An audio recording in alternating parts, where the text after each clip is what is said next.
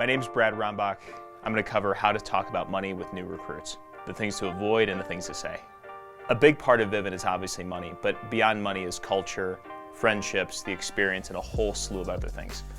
The big mistake I made my first year with recruiting is I only talked about money, and I was a one-trick pony, and I got one-trick pony results. I didn't recruit very many people. And as you develop, you need to talk about more things than just money, but still cover the money topic appropriately. So there are different aspects when you talk to people about money. You've got to look at where they're at currently in life. Are they somebody that recently just graduated from high school, or are they somebody that's in their mid-30s that's had a few careers already?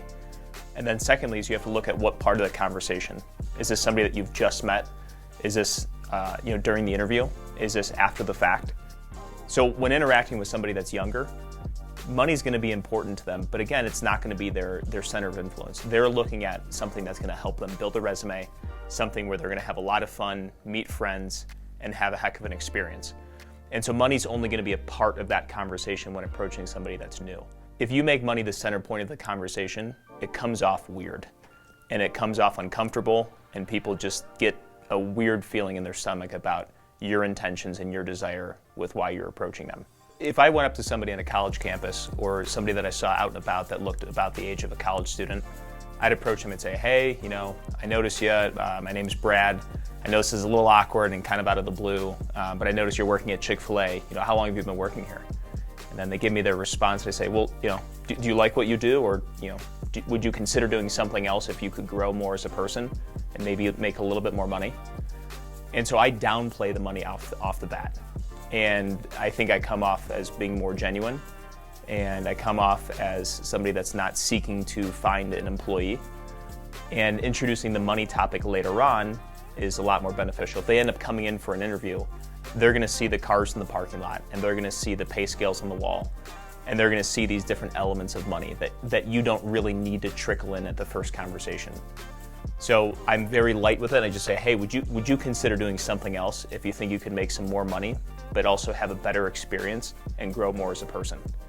And that's usually a little bit more intriguing to them. If I'm talking to somebody that's out of college and maybe a little bit older, I'm going to address money a little bit differently for them.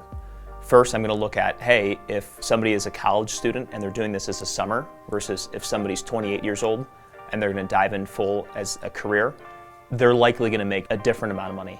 And the person that takes it as a career is going to see more success than somebody that's just doing this as a summer job, and that's okay. But you need to cater that conversation more to if somebody did it as a career and the potential of doing this as a career, and painting a multi-year income projection of what they could make or what it could look like for them.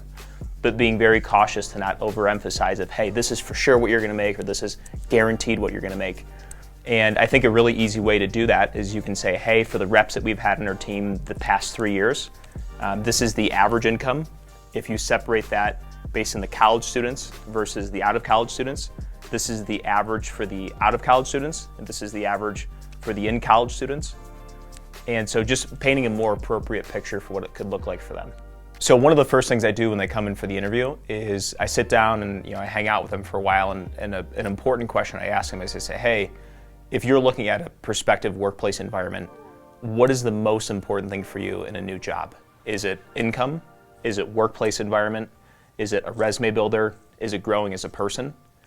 And I'll have them rank those 4 categories. And based on how they rank those categories is how I'm going to address the income side of things.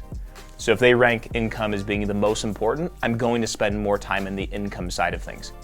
If they rank income as the last, as the most important to them, I'm going to talk about it the least.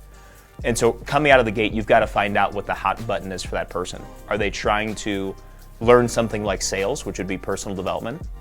Are they 19 years old and they want to get, the resume looks like McDonald's and working a landscaping job when they were 17, and so they want to build that up, and then you can go that direction. You can talk to them about working for a multi-billion-dollar tech company.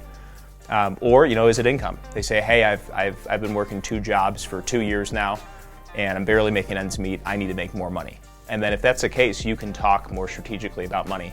But it's having that conversation with the right person is the most important part. You've got to decide what they feel is the most important part for their life. Something also very important is that our job is obviously commission-based and everybody gets different results. The last thing I would ever do for a rep is promise them what they're going to make over summer. There have been reps that I've recruited that I thought would kill it, and they just do okay. And there are the reps that I've recruited, and I'm just like, I wonder how this is going to pan out, and they crush it.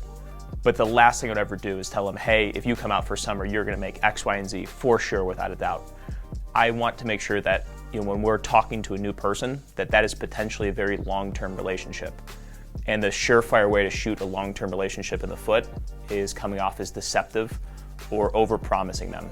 And you may or may not remember that promise that you made to them of, oh, you're for sure going to make X, Y, and Z, but they will remember it if they pull up short.